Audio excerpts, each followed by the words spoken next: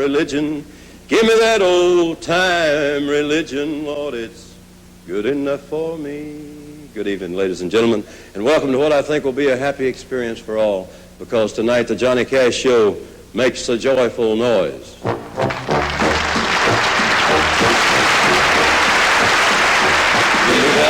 Old-time religion, give me that old-time religion, give me that old-time religion, it's good enough for me. Tonight's guest, Mahalia Jackson. It was good for Paul and Silas, it was good for Paul and Silas, it's good enough for me. Stuart Hamlin. Old-time religion, give me that old-time religion, give me that old-time religion, it's good enough for me. The Blackwood Brothers. For the Hebrew children, it was good for the Hebrew children, it's good enough for me. The Edwin Hawkins Singers. Give me that old-time religion, give me that old-time religion, give me that old-time religion, it's good enough for me. The Old Bridge Boys. It was good for our fathers, it was good for our fathers, it's good enough for me. The Staples Singers. Old-time religion, give me that old-time religion, give me that old-time religion, it's good enough for me. June Carter and the Carter family. Love everybody.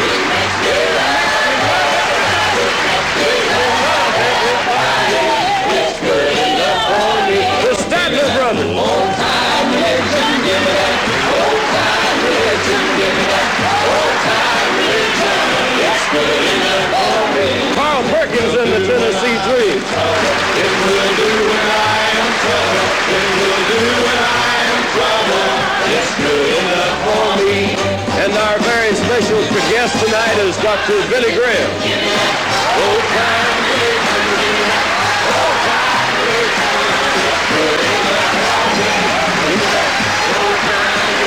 Give me that old-time religion, give me that old-time religion, give me that old-time religion, it's good enough for me.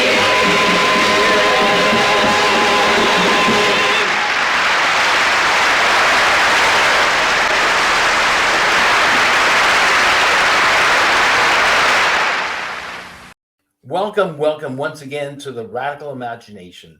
I'm your host, Jim Vredos. I'm a sociologist who's taught at John Jay College of Criminal Justice and Yeshiva University here in New York City.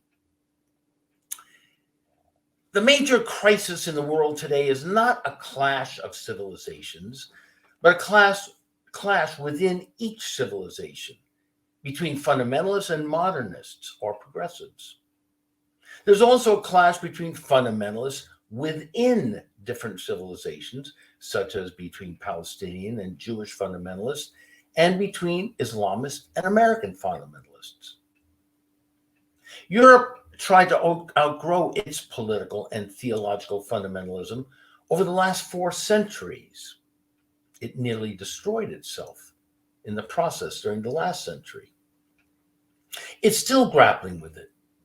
Witness the recent upsurge of authoritarian, anti-democratic leadership and neo-fascist movements in Hungary, Belarus, Russia, and throughout Eastern and Central Europe, and more recently in France, Great Britain, Sweden, and Italy. The U.S. has its own brand of homegrown political and religious fundamentalists, including white conservative evangelical Christians involved in the recent attempt to take over the White House. They've essentially taken over the Republican Party and carried Donald Trump to the presidency in 2016. We can't facilitate other civilizations' fundamentalism and the violence it engenders until we've outgrown our own. And that can only happen by learning to respond progressively, rather than regressively, to the loss of credibility in our traditional religious and moral belief systems, and the legal and political assumptions that flow from them. We're pleased and honored to have Bekah McNeel on the Radical Imagination today. Bekah is a journalist, wife, and mother of 2 who grew up in a Christian home and began a career ministry after graduating from a conservative Christian college. Her recent book, Bringing Up Kids When Church Lets You Down. I've had a chance to read it. It's fabulous, terrific. Everybody's got to read it and think about it. It's a thoughtful, empathetic guide for parents questioning their faith, seeking to push back against the shame and behavior-based discipline to create the freedom of a greater open-mindedness that can enable them to become better, healthier parents, still within the security of faith, though. She calls for the American Evangelical Church to lay down its idols of toxic perfectionism, false certainty, white supremacy, and patriarchy to help create a more socially just, less hurt, and disillusioned modern world rooted in a progressive, universal sense of awe, wonder, and radical love. So welcome to the Radical Imagination. So glad to have you here. Thank you I'm so happy to be here. Yeah, and we're of course taping this in the middle of the Jewish New Year and the holiest of days, Yom Kippur, Day of Atonement, and so on. And as I said before the show, back we opened this show with a clip on the old time religion. Give me your old time religion, right? And this was Johnny Cash with a whole bunch of other singers singing this from 1971. So help our audience understand what that means, where you stand with that, and give us a little bit of your background so we can understand where you're coming from, and then we'll rapidly get into this fabulous book of yours very, very soon. Okay. Well, we'll start with that. I have kind of a mixed feeling about the song "Old Time Religion." We grew up singing it in church. I grew up in a small fundamentalist church in Texas, and we sang that. And I think that it has songs like that, like many songs, can mean different things to different people. And I think that for some people, it is a call to simplicity, a call to a time of a relationship with God and a love for your neighbor. But I think for a lot of folks, including a lot of the people I grew up with, it was a call to a former time in the culture, a time of respect for authority, and when men were men and women were women. And I think that religion, because it is one way of culture making, gets wrapped up in with a lot of other things. And when people sing a song like that, there is the possibility for other things to kind of creep in to this thing that they're longing for, this thing that song is a song of longing. There's a tendency to kind of the Make America Great Again message to interweave with that a little bit and to capture people's imagination. What are they longing for? What are these fundamental Christians longing for? Help us understand. Yeah.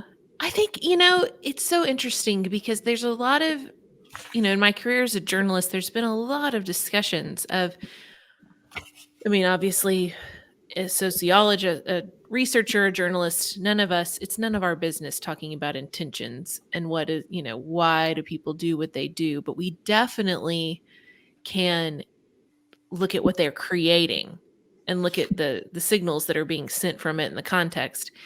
And there is often a connection between the longings that they're expressing, these religious longings of back when I want people to be God-fearing people, back when we were a God-fearing nation, and a time when we didn't have to have conversations about what makes a woman and a man, when you could just speak with impunity and call people of color whatever you wanted to call them, and nobody got their feelings bent out of shape. And you find a lot of this kind of frustration with the modern world wrapped up in a desire to go back to a time when religion was clear. And on that's happening, but there's also people I've known. So I that's the bigger picture that I can look at as a journalist and as someone looking at it. But then I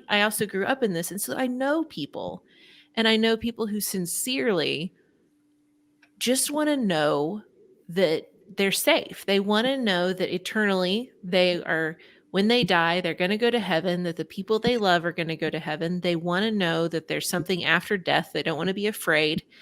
They want to know that they're cared for. And so some of that longing for certainty and simplicity it's based in wanting to find peace and wanting to be able to go out into the world knowing that what they're doing is sound. Wow. Yeah, you said a lot there.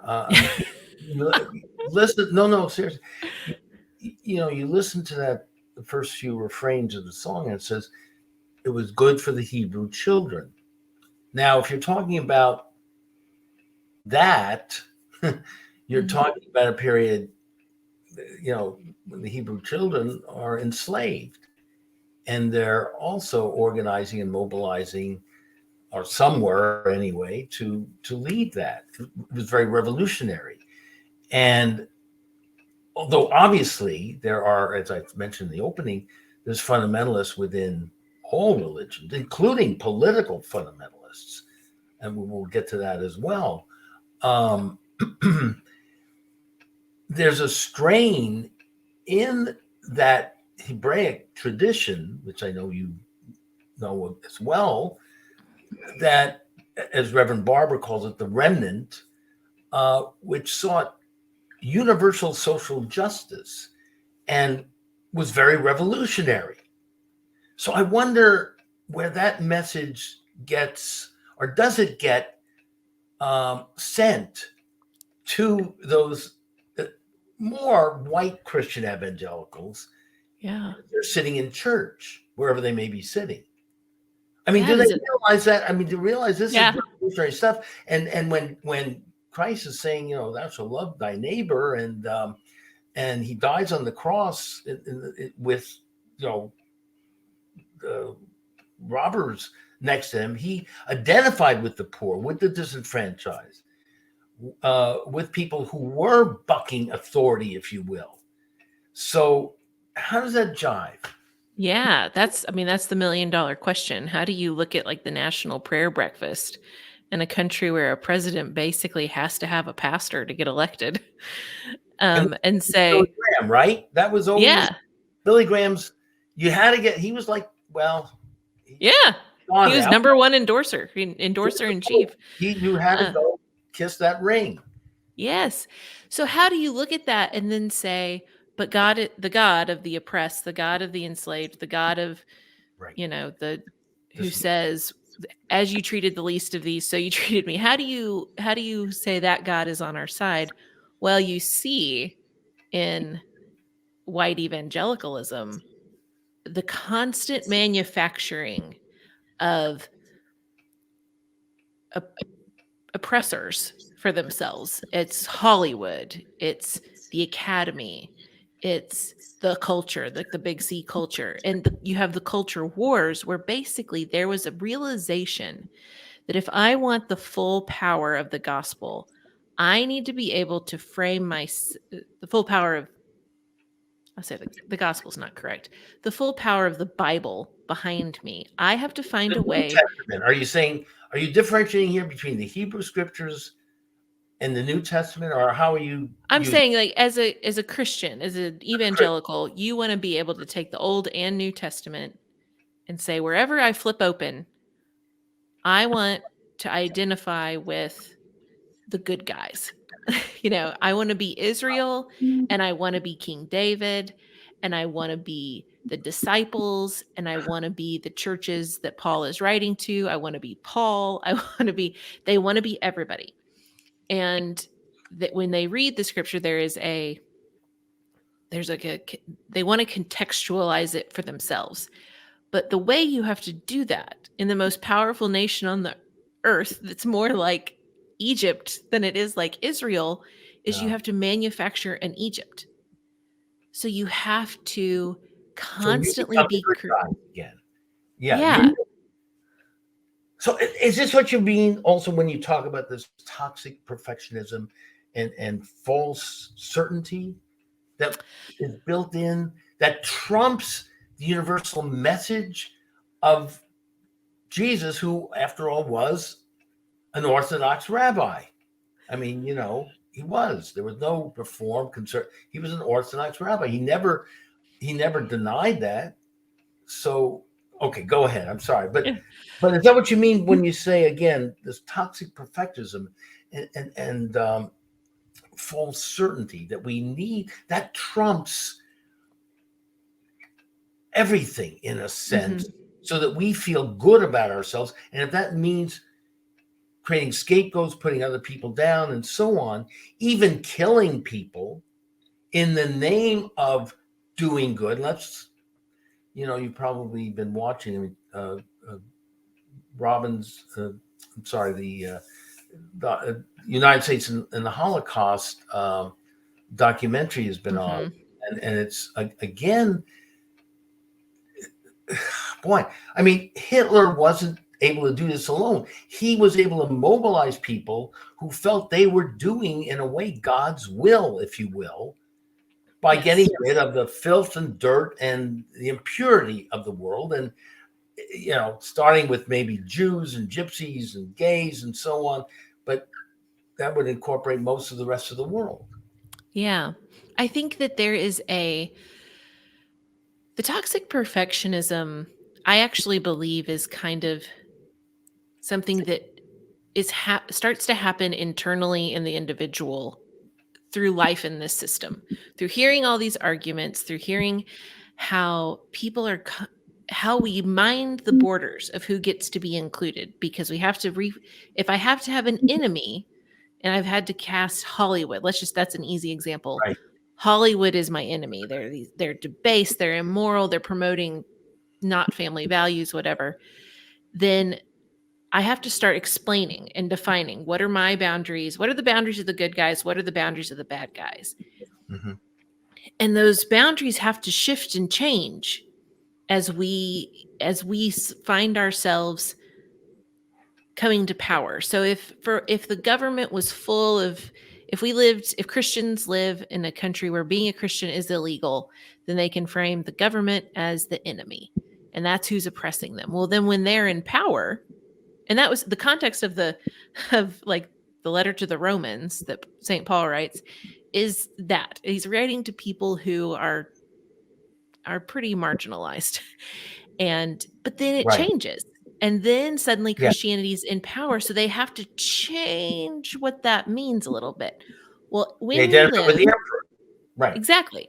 And Right. when you are in a system that's constantly changing who the bad guy is and making it so that the boundaries are both rigid in the moment and shifting oddly over time, you kind of find yourself fearful always that you're going to find yourself on the outside, that you're going to mess up in such a way that you're on the outside and you become part of the enemy and God's not for you. And that'll mess with a kid. That'll mess with the teenager who is wired to push boundaries. And then I think the next thing that happens is that in order to continually be relevant in the lives of people who are educated, who are not, don't think that don't believe in ghosts and stuff in the same way that people did in the Middle Ages, to keep control over people, there has become this very behavior-based, very suspicious, very surveilled culture in a lot of churches, where the way that they say necessary to you is to say that, well, you don't want to backslide, you don't want to veer off the path and find yourself on the outside with the enemy, and so you need us to keep you on the straight and narrow. And that's another place where this toxic perfectionism or this perfectionism comes in, is that you're constantly trying to be better, constantly trying to make sure that you're on the inside. And they are also going to battle with the other ideas in the world. So they need to be really certain about what they believe, because we're going to go in and we're going to go head to head with the atheists, and we're going to debate and we're going to win, because we need to stay relevant and we need to make sure that you still want to trust us as your authority. And so that's when you're trying to grow a child's brain in that environment, it's very hard to cultivate creativity. It's very hard to cultivate inquiry and curiosity when coming to the wrong conclusion or crossing a boundary has eternal consequences.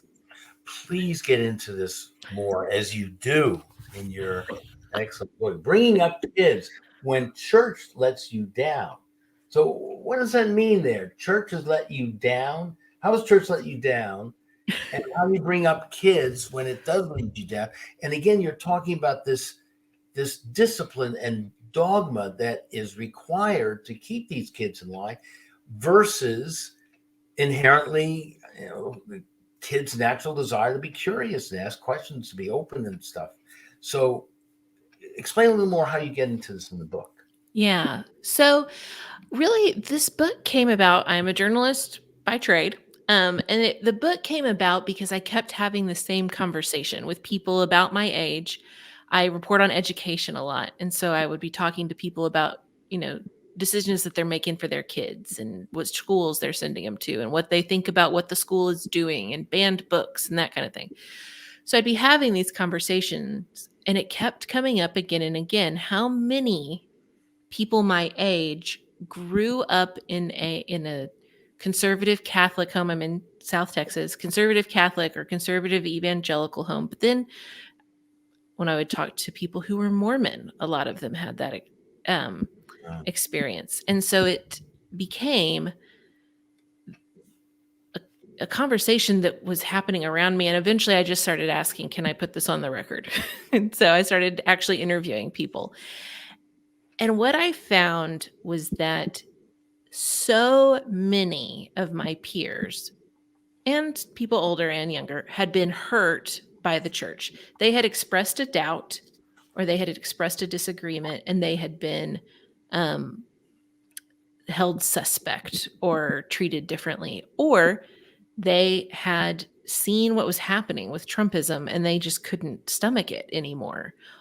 Or they, just had a falling out with someone in a pastor or an elder or something in a church, and they had been relationally kind of iced out.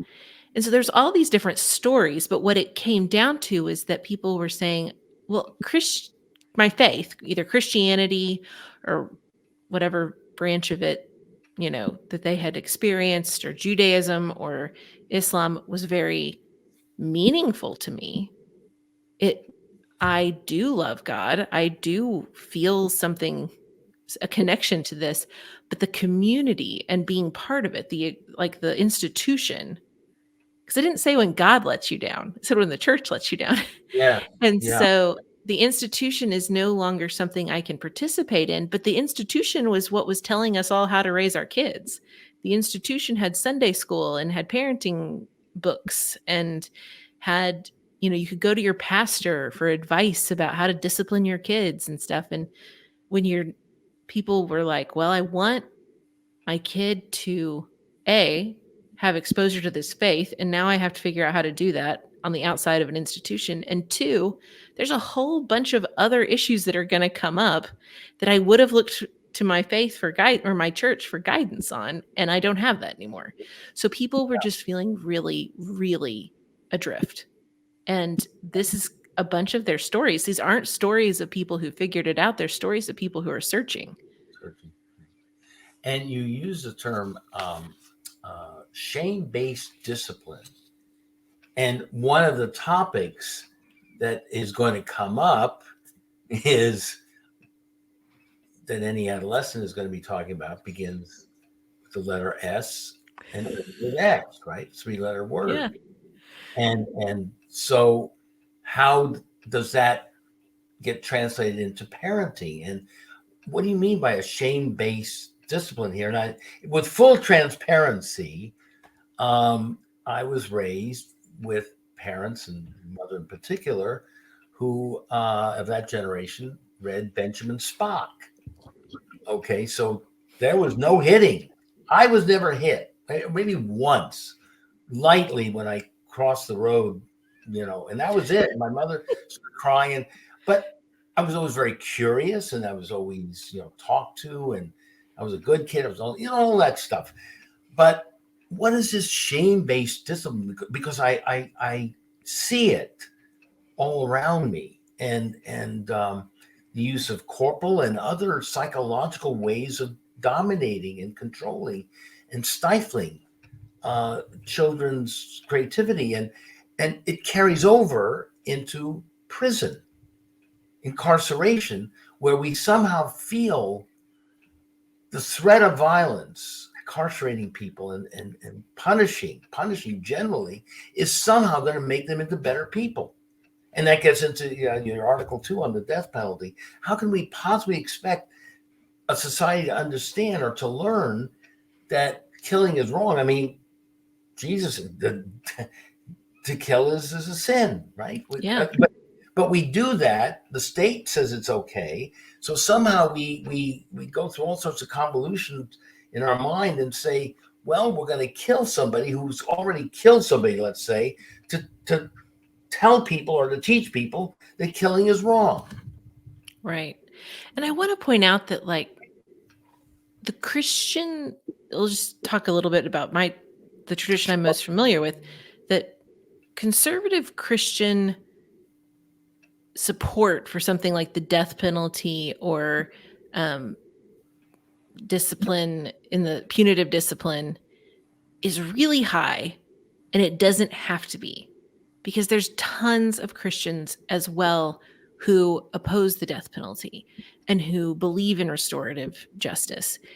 That is you can make a Christian argument for that is based in Scripture, that is based in the words of Jesus. And so I want to be clear that a lot of what we see Christians throwing their support behind and the way that they're disciplining, a lot of people believe they need to discipline their kids, is tied to this, is not necessary coming from their beliefs. There is another option. And that's something that I bring up over and over in the book, is that walking away from this stuff doesn't mean walking away from your faith. There's tons of people who share the same faith as you who also believe in restoration and like a sense of peace, shalom, like things being made right in a peaceful way.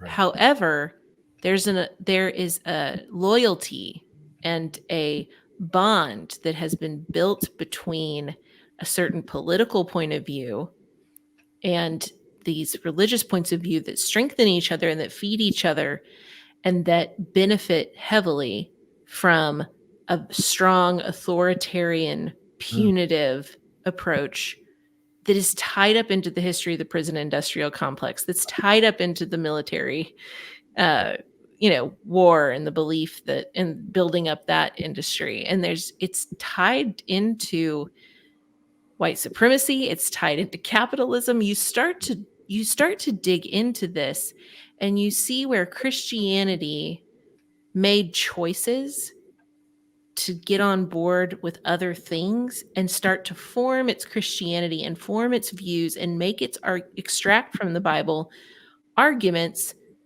to support other agendas and found benefits for itself in other agendas. Yeah. And then when that would speak back, that became a dialogue. And so those things then speak back into the home and say, well, we believe in strong authority.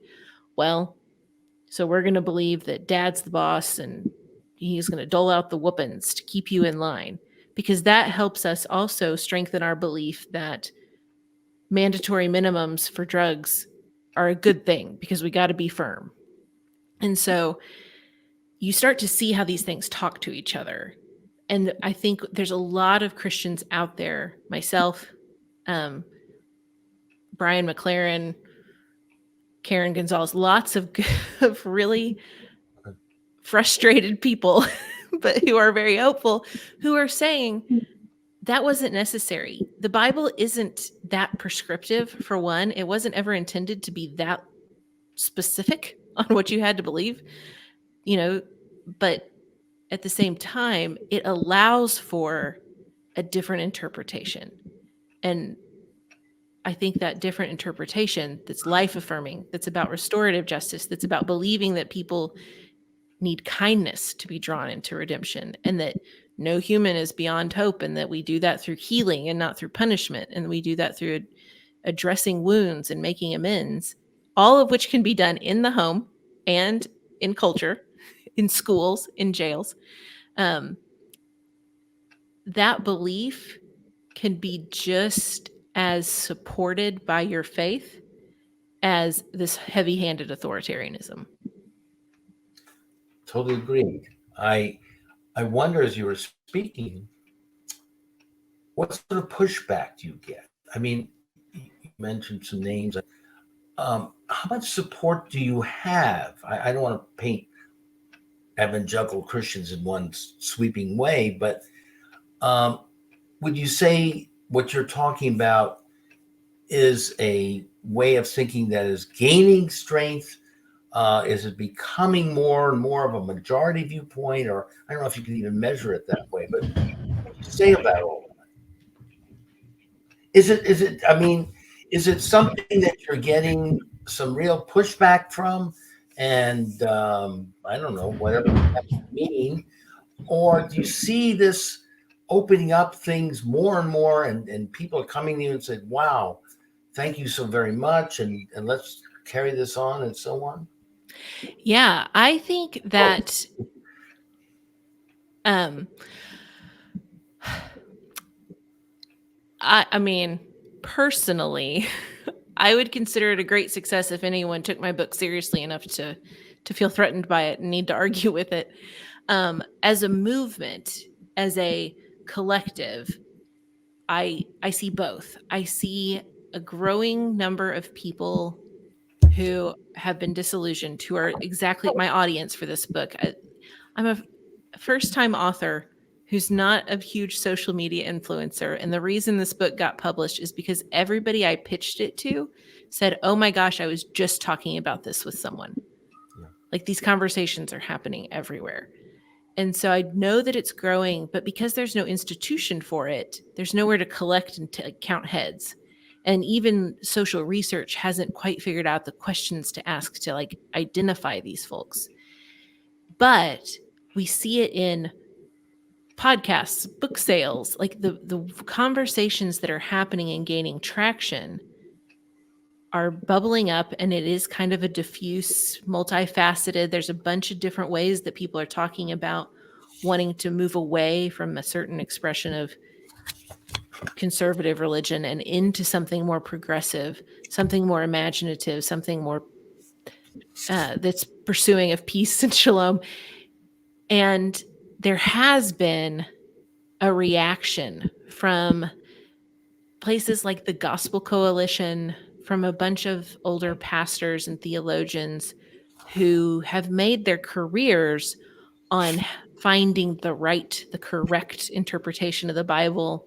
They're typically making really radical social prescriptions, radical in the sense of extreme, let's say, not radical, extreme social stances. I'm thinking of the John Pipers of the world, the John MacArthurs, these very prominent leaders don't want people to deconstruct. They don't want it to become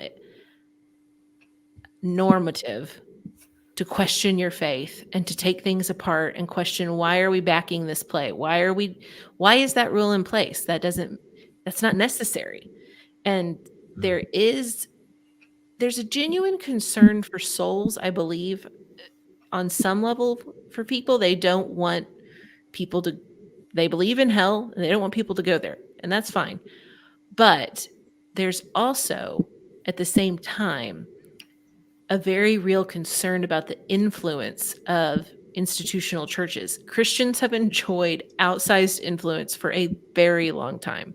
They have had the ears of presidents. They have had the ears of governors, of senators. they like that. They're important guys in town. They have huge audiences. They make money. They have book deals.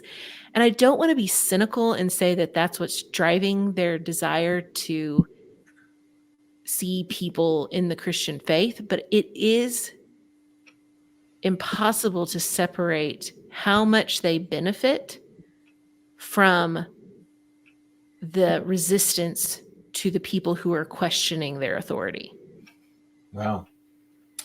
You said a lot there. I absolutely believe this book is absolutely going to register and have an effect on a lot of people. And we're gonna do this show. This show is going to be on the 9th of October. I think the book comes out on the 11th, right? Yes, perfect. And Jonathan's going to see it, and Reverend William Barber. So I think you're with good people here. But wow, I've tried to do that in a variety of ways throughout this show. We've been on for about 8 years. I know I've had a couple of Israeli filmmakers. One, Moya Loshi, who wrote a book, who directed a film called Till Kingdom Come, and talked about the connection between the fundamentalist Jewish settlers and the evangelical Christians, and the connection there. And another Maya Dinstein, I think is her name, movie on the Kings of Capitol Hill, also talking about that. So you're right on with a lot of what you're saying here, and you're opening up things in a way that other people are doing all around the world as we see the fundamentalists. And I think, again, there's this variation within fundamentals. Absolutely. I taught for about 12 years at Yeshiva University, which was secular. I was teaching sociology, but I got to know rabbis and students very well there. And again, modern Orthodoxy was an belief that you could be true to your faith, as you're talking about, and still be part of and prosper and be productive in the secular world out there.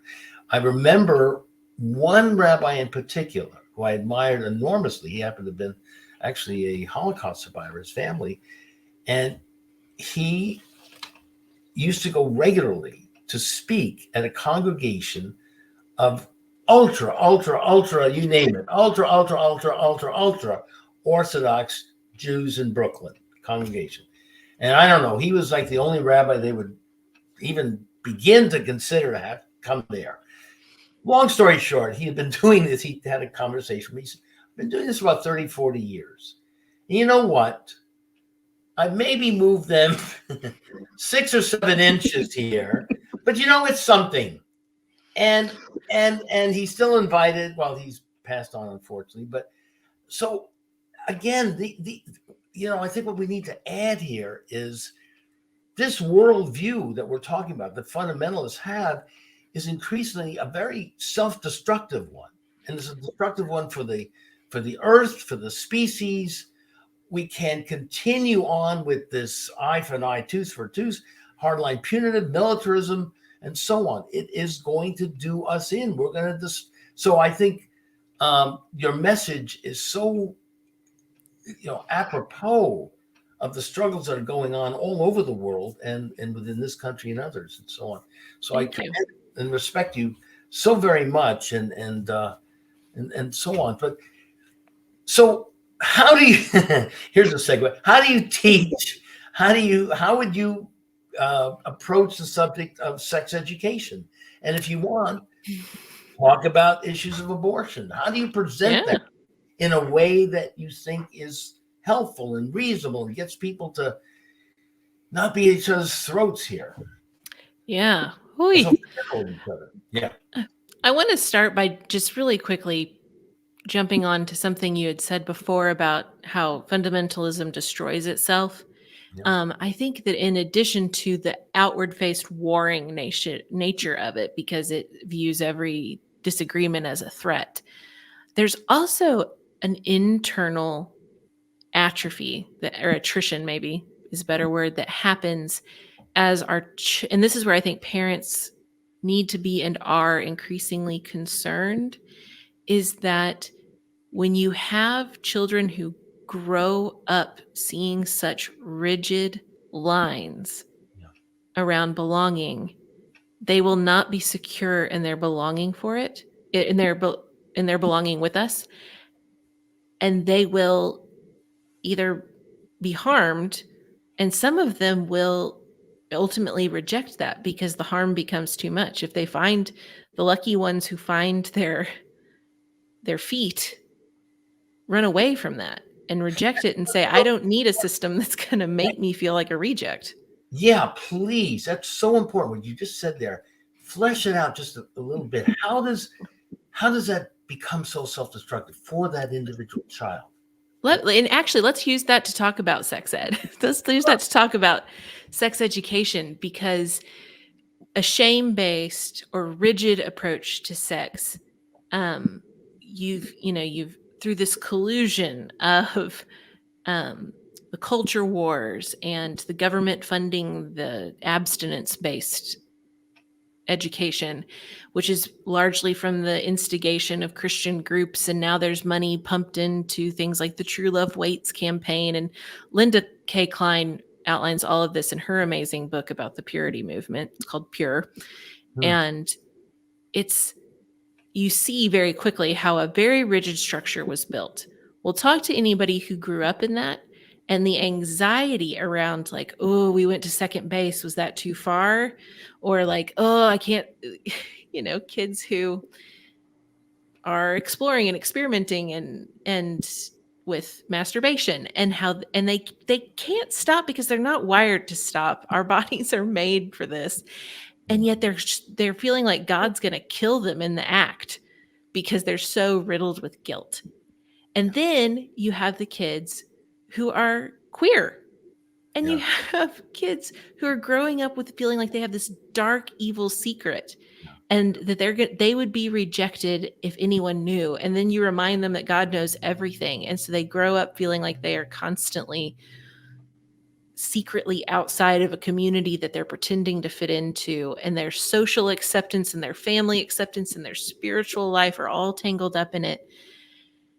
When you have that, when that rigid, certainty-based, unrelenting, us versus them, inside outside view of God and life is applied to sex, you have then the entire human sexual experience that becomes dangerous and becomes a source of shame and anxiety for young people. And so lots of them say, screw this. I'm going to go, I don't have to believe like this. And they walk away and nothing bad happens to them. God doesn't strike them dead. And then the whole thing just feels like a load of crap.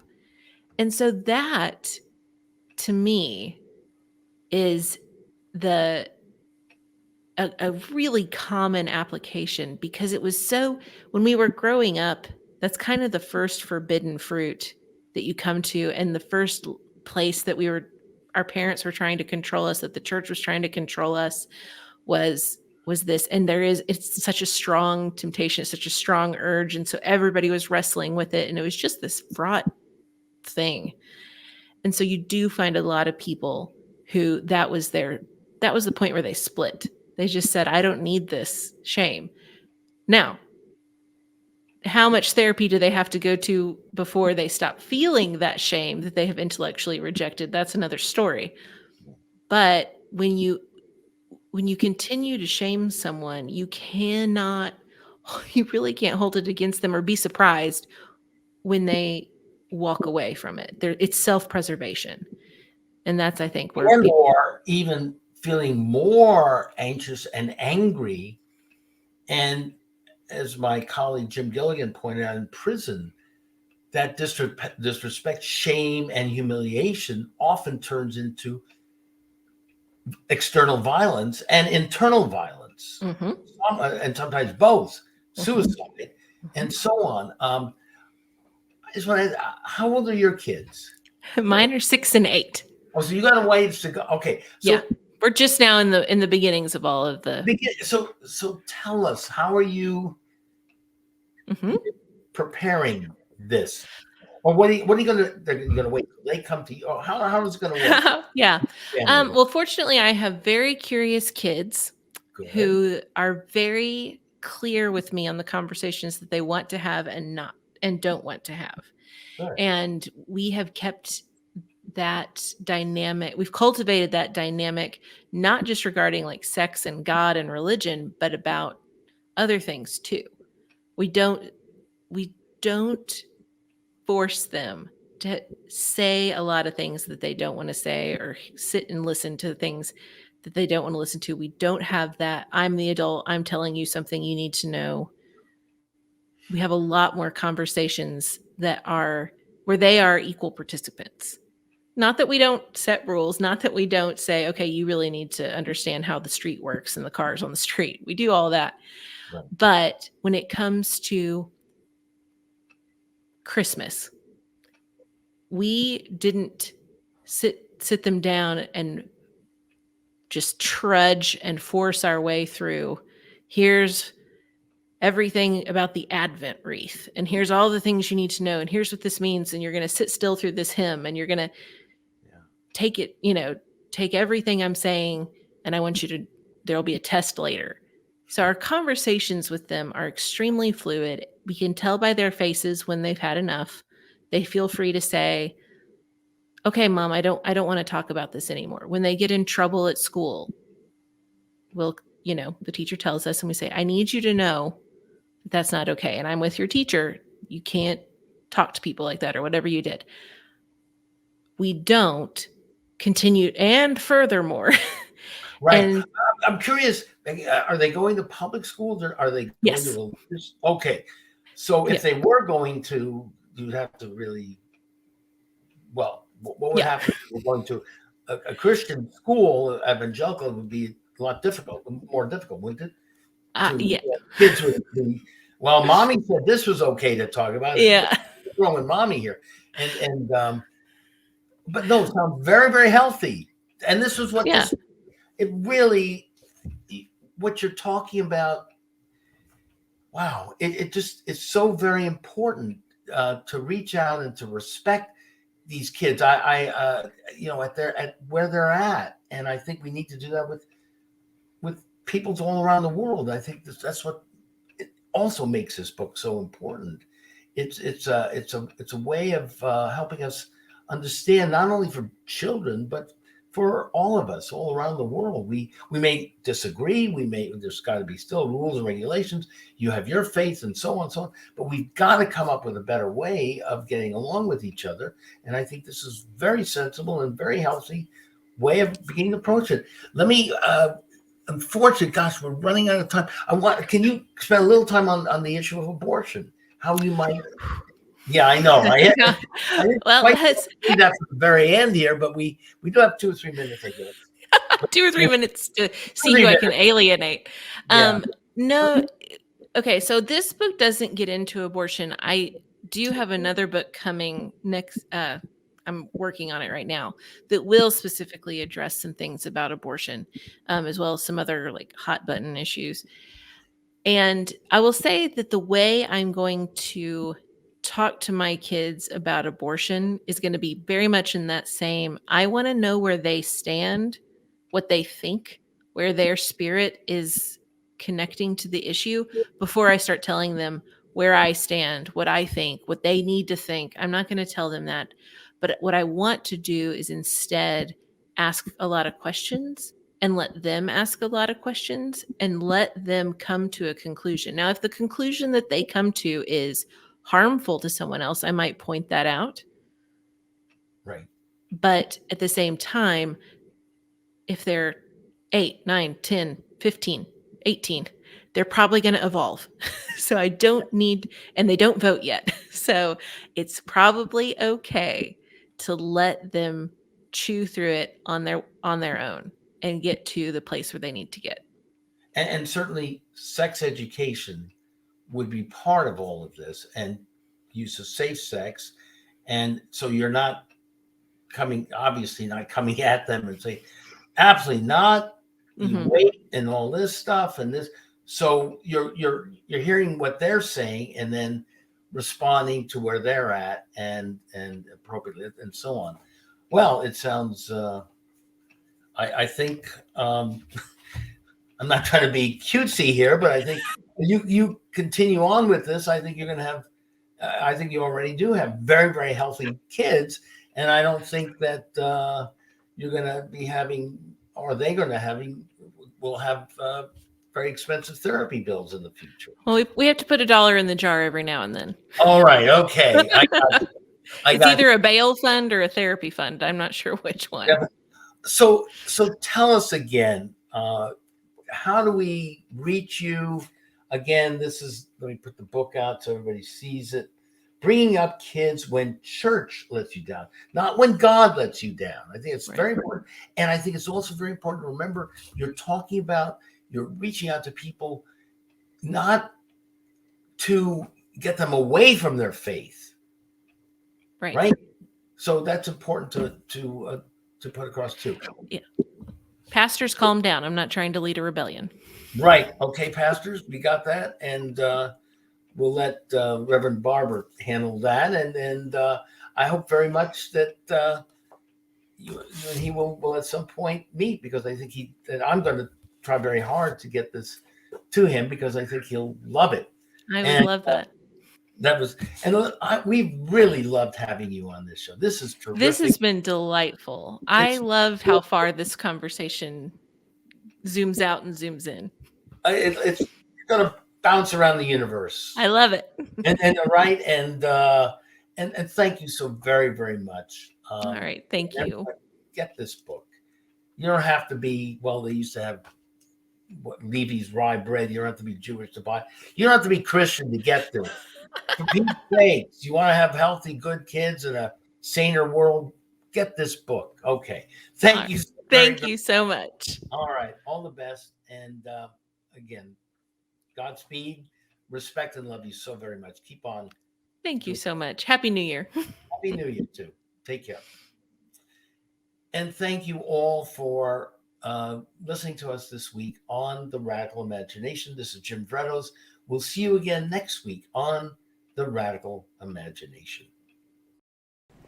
When we came into town, I noticed that there were children jumping up and down on the trampoline, and I saw people holding hands and walking the streets and just experiencing this beautiful, beautiful place. And I realized, everywhere we go in the world, most people want the same thing. Is it pay, peace, love, peace?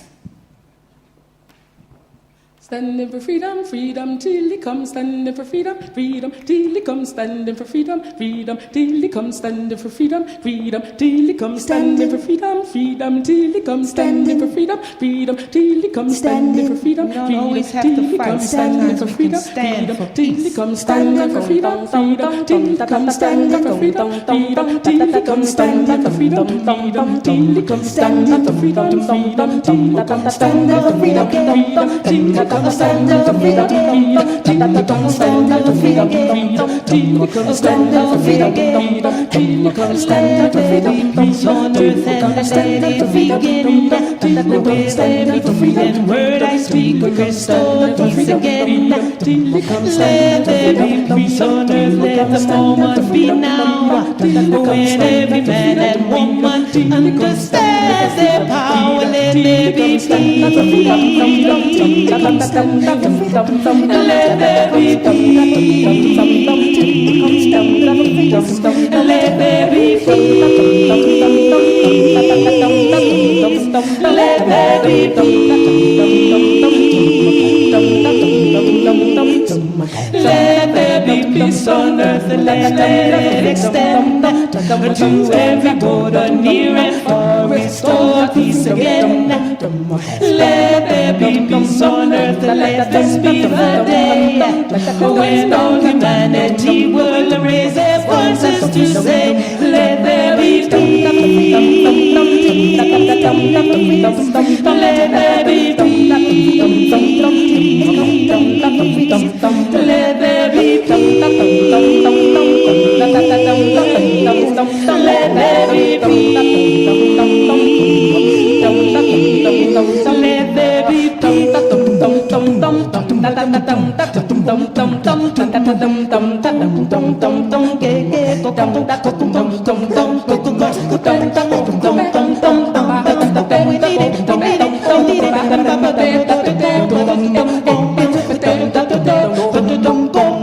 Let there be peace on earth, and let it extend to every border near and far. Restore peace again.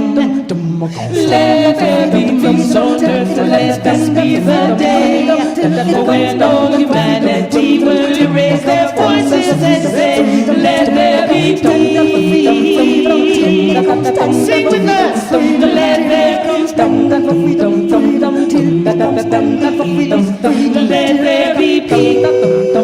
I cannot hear you. Let there be peace. Bring it down a little bit. Sing. Sing with them. Come on. And let there be. There's restoration in the name of peace. Let there be. Our families are healed in the name, in the name. It's important that we each call her name, call her name. There's healing in the name of peace. Sing. There's joy in the name, in the name, in the name. Our children are safe in the name of peace. Our families are held in the name, in the name.